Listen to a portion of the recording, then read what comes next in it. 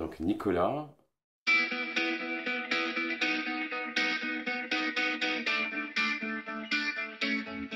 un joyeux jouisseur de la vie. Voilà. Et oui, bah, on donne un nom, on dit sculpteur. Bon, je suis obligé de le prendre.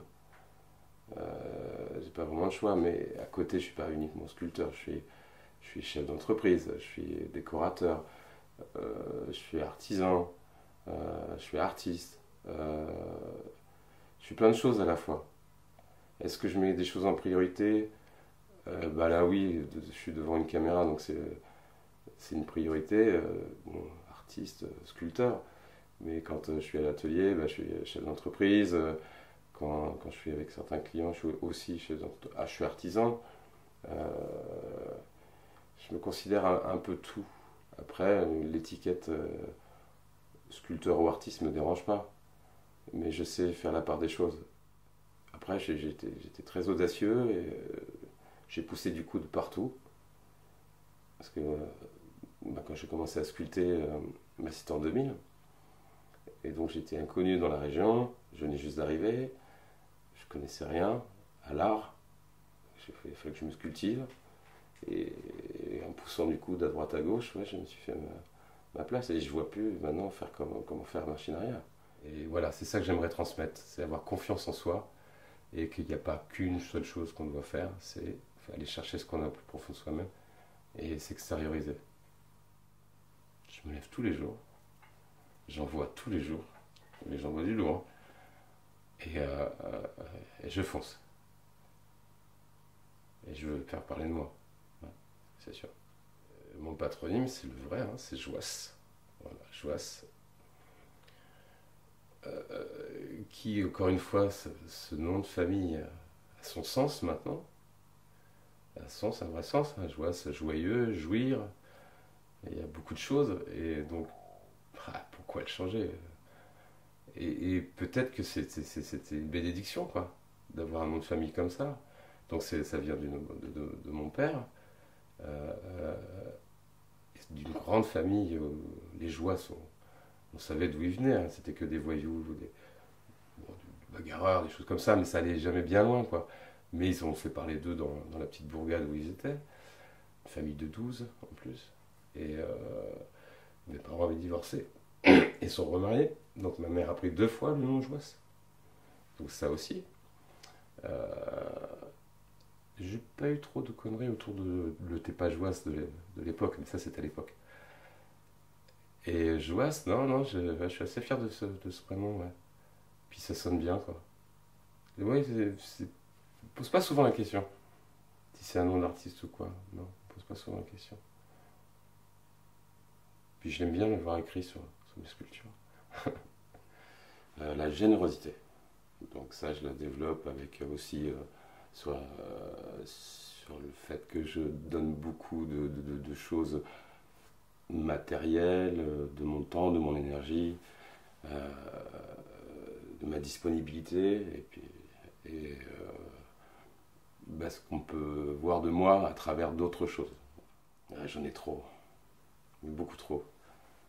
J'ai à peu près tous les vices qui peuvent exister. Ensuite, je suis très égoïste, malgré que je donne beaucoup, mais j'ai une part d'égoïsme qui se traduit pour d'autres choses. Hein. Et, mais ça dure pas longtemps en général. C'est peut-être je me protège, je sais pas. Ah, beaucoup de choses, beaucoup de choses. Les amis, les parents, les enfants, les animaux, la nature, la fête, les femmes, la musique, le cinéma, l'art, belle voiture, belle moto, la sieste, il y en a. Des bons repas, oui, surtout des bons repas. Ouais. Dernièrement, il y a quelques années, j'ai eu l'occasion de rencontrer des grands chefs, des mofs, et ils m'ont fait découvrir la grande cuisine et les bons vins. Et là, j'ai pris goût et c'est quand même des moments agréables. Voilà. tout ce qui peut procurer de la peine aux gens. Un décès, se fâcher avec quelqu'un, ne pas avoir réussi quelque chose qu'on pensait maîtriser.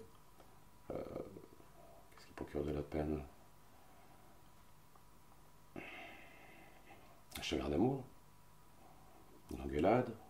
Après, c'est le décès d'un proche, le plus proche qu'on puisse avoir, c'est sa maman. Et donc là, on tient des promesses qu'il faut tenir lors de la cérémonie. C'est moi qui avais organisé la cérémonie. Et mon père est effondré, mais j'ai fait un hommage un peu comme pour tout ce que je fais pour certaines sculptures qui rendent hommage. Je voulais que, encore une fois, ça fasse écho et ça fasse vivre. Avec une promesse de vivre, avec une promesse que tout ce qu'on a entrepris, ça vive encore, et de manière positive. La souffrance, ouais, elle y est, mais elle peut se transformer en quelque chose de positif et de coup de pied, de résilient, je sais pas. Mais ça donne un sacré coup de... Ça met un coup de pied et il faut que là-haut, ça soit fier. Ouais.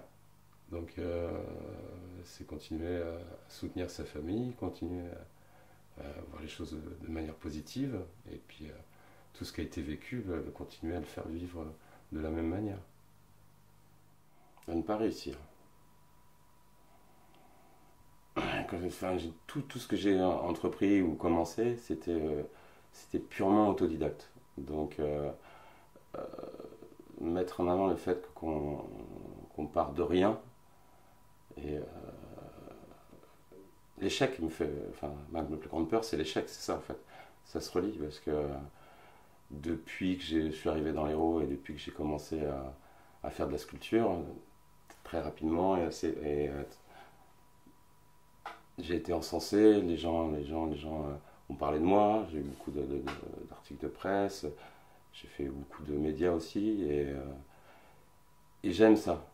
Mais je sais qu'au fond de certaines personnes, il y a beaucoup de gens qui aimeraient me voir un petit peu chuter. Et donc, au fond de moi, je me dis, mais non, je vais être plus fort que ça, je vais montrer vraiment ce que je sais faire et aller jusqu'au bout des choses.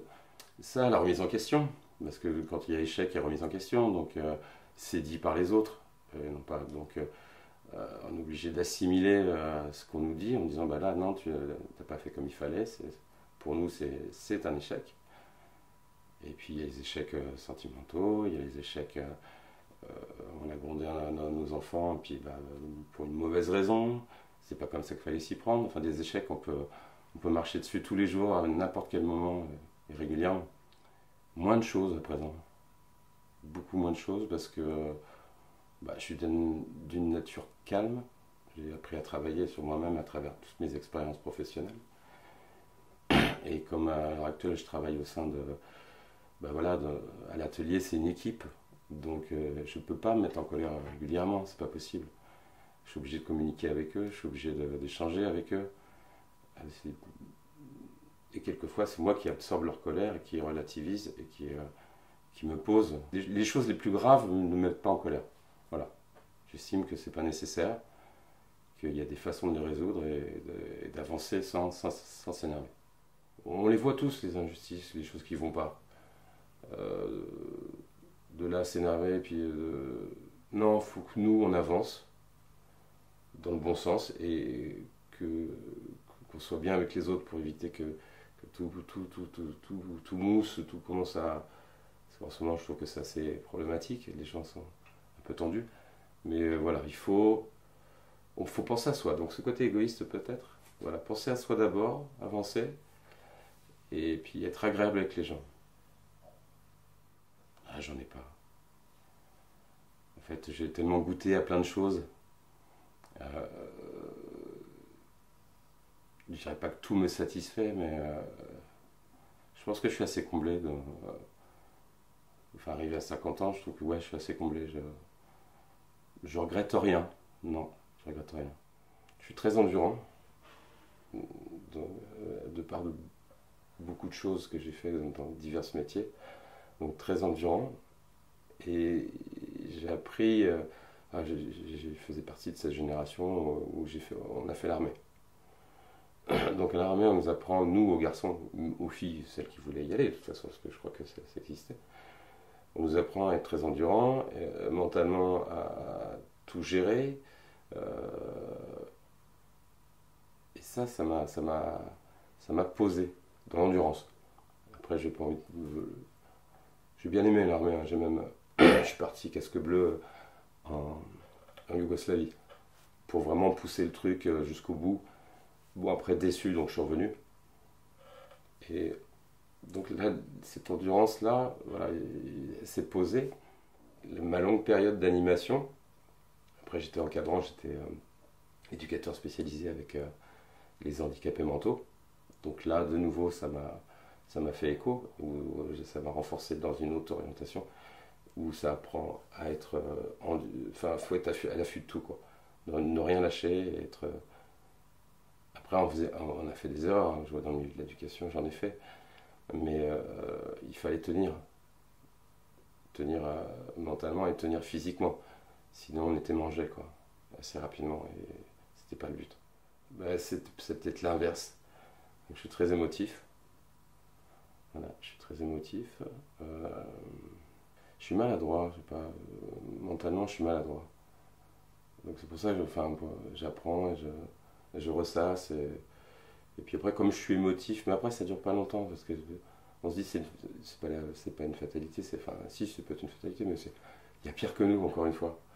Donc pour revenir sur le physique, je dirais avec l'âge, on s'épuise, mais c'est tout. Voilà. Puis je suis pas obligé de fumer comme un pompier et prendre des apéros tout le temps. Donc ça aussi, ça fatigue. Voilà. L'addiction. Ouais. Addiction, alors je suis pas addict à tout, heureusement. Parce que là. Mais ouais, ce serait ça. Ouais. Je le pense souvent sous forme de fête. Mais tout le monde sait que c'est dangereux. Voilà. Bon. Après, je fais attention. Puis bon, mais bon. Ouais, c'est ça, l'addiction. Parce que je passe d'une addiction à une autre, en fait. On en oublie une, on passe à une autre. Parce qu'on a toujours besoin de quelque chose. C'est de la consommation, on va dire. Voilà. Consommateur addictif, ça peut être tout le temps sur les réseaux sociaux, ça peut être jeune, à l'âge de. Quand j'étais seul, bah oui, forcément, j'étais jeune. Et mes parents vivaient en cité à Orléans. J'ai passé mes journées devant la télé. Je me levais, c'était la télé. Bon, des fois, ils n'étaient pas là, ou des fois, on n'avait pas avec ma mère, machin, travailler. Mais je passais ma journée devant la télé. J'ai dû faire peut-être un an comme ça, être bloqué sur la télé. Ça, c'est une addiction. Voilà. Et j'ai toujours été. Et puis, c'est pas bon. On le sait tous. Donc, c'est ça. Moi, c'est l'addiction à des choses. C'était une sorte de nourriture aussi. Et puis, en bas de la cité, c'était pas top. C'était un quartier. C'était un peu chaud, quoi. Et je passais le temps. Et je m'ennuyais pas.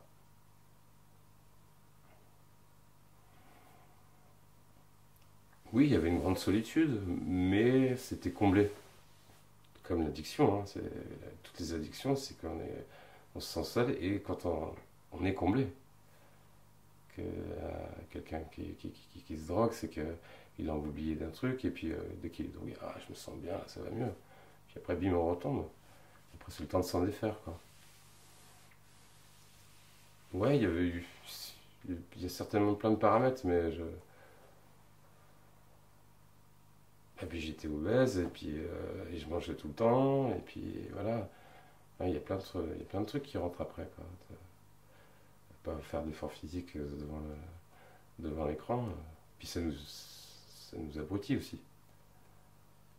Mais bon, le club de Dorothée, voilà. Je me mets à faire des Goldorak. Enfin, il n'y a pas que ça que je fais en sculpture, mais ça m'a nourri. Parce que j'ai beaucoup de références cinématographiques, musicales, bande dessinée. Maintenant, ça change. Ça change. Je me suis nourri d'autres choses. Donc je fais un mélange de tout ça et ça fonctionne. Enfin, je crois que ça fonctionne. Où les gens savent qui je suis à travers une œuvre. C'est peut-être ça. Ils comprennent un peu mieux. Je travaille. Là, je me suis dit ce week-end, j'ai ça à faire, ça, lui, ça. Bah, alors j'ai l'avantage, oui et non, je suis seul. Donc je suis seul, bon, mais je suis seul avec mon chien, mais il a tendance à m'accompagner partout, donc ça ne le dérange pas. Donc comme j'ai envie de beaucoup plus de choses, et comme mon banquier veut aussi beaucoup plus de choses, donc puis bon, ça m'ennuie pas. Des fois le week-end, c'est mes clients qui m'invitent, j'en profite pour prendre des cotes, parler d'art, voir où on peut installer leur déco, des choses comme ça. Donc, bah oui, quand je ne fais rien, je travaille. Quand je me repose, je travaille. Après, je dors, hein. Quand j'ai mes nuits de sommeil, ça va, je peux attaquer. Voilà. Ah, et d'autres activités, je suis champion de ma vie. J'ai des bons collègues sur PZAS. Bon, ils sont dans mes, enfin, un en particulier, il est dans mes âges. Et dès qu'on trouve un tournoi à faire dans la région, on va foutre une volée aux jeunes. Et on est assez fiers de nous. Et ils nous voyaient arriver, ils me disent, c'est quoi ces petits vieux là? Bouge pas. Voilà. Après, si, avant, je faisais beaucoup de sport. Mais jamais en club. J'adore le tennis, j'adore le ping-pong. Euh, les sports nautiques, j'ai aimé. J'avais fait du canoë-kayak pendant pas mal d'années.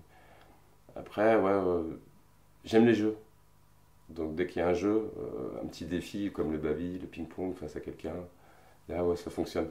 Mais le terrain, avec les années, il se réduit un peu. Le baby, c'est pas un terrain de foot. Le ping-pong, c'est pas un terrain de tennis. Là, ça se réduit en fonction de nos capacités physiques. À tout. Quand on commence à découvrir des choses, on est curieux. Après, de la curiosité, elle passe à l'envie, donc la passion. Et encore une fois, bah, la musique, j'adore découvrir des nouveaux morceaux. Le cinéma, je vais plutôt reculons maintenant. Je suis plutôt resté au cinéma d'avant. Ça me déplaît pas un film à gros budget, quoi, avec plein d'effets spéciaux, ça me dérange pas. Et maintenant, je me passionne un petit peu plus pour les poètes, euh, pour le littéraire, certains littéraires, et tous tous ces peintres et ces sculpteurs contemporains ou anciens, hein. Là, je me passionne parce que ça me permet d'aller chercher, enfin, donner des réponses à pourquoi j'ai fait ça. Parce que je le fais machinalement et c'est de l'instinct. Donc, j'ai pas forcément la réponse. Et en se documentant un peu plus sur les peintres et les sculpteurs, j'ai mes réponses. Parce que eux, ils ont une biographie contrairement à moi. Voilà. En premier, mes enfants. En deuxième, l'amour. Troisième, les gens. Quatrième, le bien-être. Et après, tout ce qu'on a besoin, tout à chacun. Après, tout a de la valeur. Puis on a besoin de tellement de choses. Mais mes priorités, c'est celle-ci, ouais. Après, je suis pas très, on va dire objet, bah, bien sûr que si. Mais je m'attache pas aux objets. Je m'attache. C'est plus charnel, quoi. Une œuvre d'art, j'en ai beaucoup parce que j'ai rencontré beaucoup d'artistes et donc qui m'ont plu, leur travail me plaisait. Donc j'ai acquis beaucoup de tableaux. Euh, donc là, oui, le tableau, c'est pas un objet, une sculpture, parce que j'ai des sculptures aussi de copains. On peut considérer que c'est des objets, donc oui, je m'attache à ça. Après, je suis pas très objet. Si des objets souvenirs qui ont appartenu à, ou des objets qui ont appartenu à une histoire de notre enfance ou notre adolescence ou familiale.